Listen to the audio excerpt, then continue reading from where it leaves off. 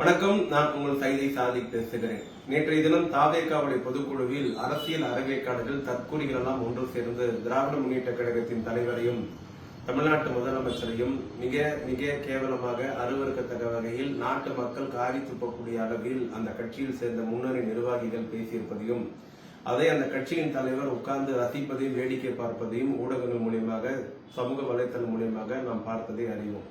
அதில் பேசிய ஆதவ அர்ஜுனா அவர்கள் சிறிதும் பொறுப்பில்லாமல் ஒரு கட்சியின் துணை பொதுச் செயலாளர் ஒரு பொதுக்குழுவில் எப்படி பேச வேண்டும் என்பதை அடிப்படை நாகரிகம் கூட தெரியாமல் மாண்புமிகு தமிழ்நாட்டு முதலமைச்சரை அவன் இவன் என்றும் வந்தால் தொட்டுப்பார், உள்ளே வருவாயா, கை வைப்பாயா என்று சினிமா டைலாக் எல்லாம் பேசியிருக்கிறார்.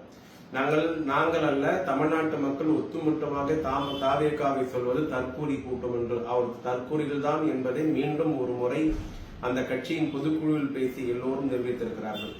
ஆதவ அர்ஜுனா கேட்டிருக்கிறார், யார் ஓடியது, நாங்களா ஓடினோம் என்று கேட்டிருக்கிறார். வெக்கமாக இல்லையா அப்படி பேசுவதற்கு?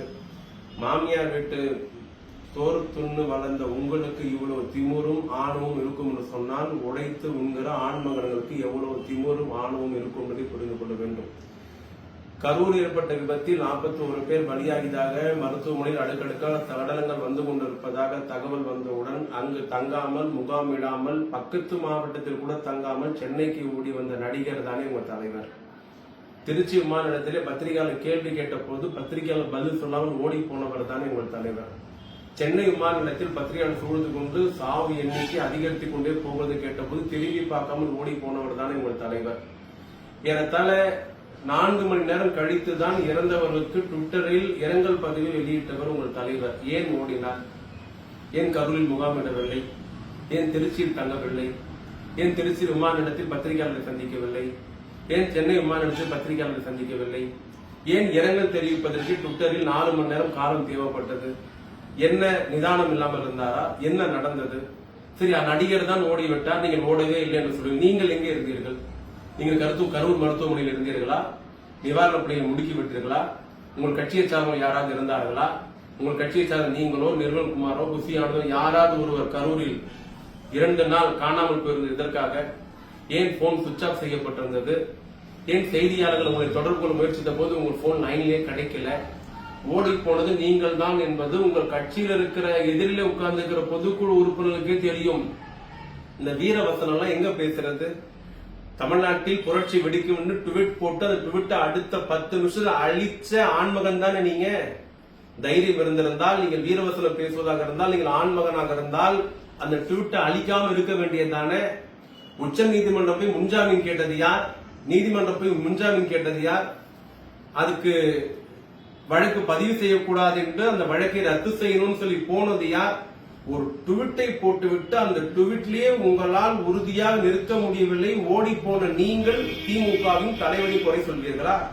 16 நாள் துக்கத்தில் இருக்கிறோம் பேசிவிட்டு 40 பேர் சாகடித்த பஸ்ஸுக்கு ஆயுத பூஜை போட்ட கூட்டம் தானே நீங்க. 16 நாள் துக்கத்தில் இருக்கிறோம் என்று சொல்லி உத்தரகாண்ட்ல போய் பாஸ்கெட் விளையாடின வீராதி வீரர் தானே நீங்க. தலைவர் பனையூர்ல தலைமறைவு, புசி ஆனந்தன் நடுக்கடலிலே தலைமறைவு, நீங்கள் டெல்லியிலே தலைமறைவு, ஒட்டுமொத்த கட்சியும் தலைமறைவு ஆகிவிட்டு கூச்சமே இல்லாமல் வெட்கமே இல்லாமல் உங்கள் கட்சியின் பொதுக்குழுல போய் திமுகவையும் தலைவரையும் முதலமைச்சரையும் வீரவசனம் பேசுறீங்க சொன்னா இப்படி பேசுவதற்கு உங்களுக்கு வெட்கமா இல்ல? என்ன அருகதை இருக்கு உங்களுக்கு பேசுவதற்கு? 2001 ஜெயலலிதா கலைஞரை கைது செய்த பொழுது தமிழ்நாட்டு முதலமைச்சர் ஓடவில்லையா? 2001 நீங்க எங்க பொறுக்கிட்டு இருந்தீங்க? முதல்ல நீங்க எந்த நிலையில இருந்தீங்க? மார்ட்டின் மருமகனா இருந்தீங்களா? இல்ல, என்ன பண்ணிட்டு இருந்தீங்க 2001? தயவு செய்து அந்த காட்சியை வெளியிடுங்க.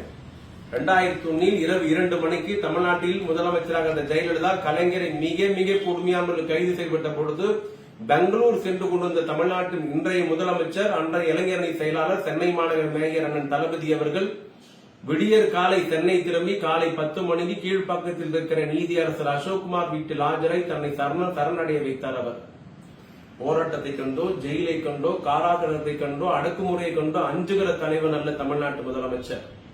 நீ பிறப்பதற்கு முன்னாலேயே, உன் தலைவன் பிறப்பதற்கு முன்னாலேயே காராகிரகத்தில் சென்னை மத்திய சிறைச்சாலையில் 19 மாத காலம் வாடிய தலைவன் ஜனநாயகத்தை காப்பதற்கு அரசியல் பேச சொன்னால் அரைவேக்காடு பேசிக் கொண்டிருக்கிறீர்கள். உங்களிடத்திலே 41 பேர் சாவுக்கு பதில் இல்லை. உங்களுடைய அறவேக்காட்டுத்தனம், உங்களுடைய தற்கூரித்தனம், உங்களுடைய கேவலமான அரசியலுக்கு 41 குடும்பங்கள் இருக்க 41 பேர் பலியாகி இருக்கிறார்கள். வாயை அடக்கி பேசுங்கள், இல்லை என்றால் உங்கள் வாய் அடக்கப்படும்.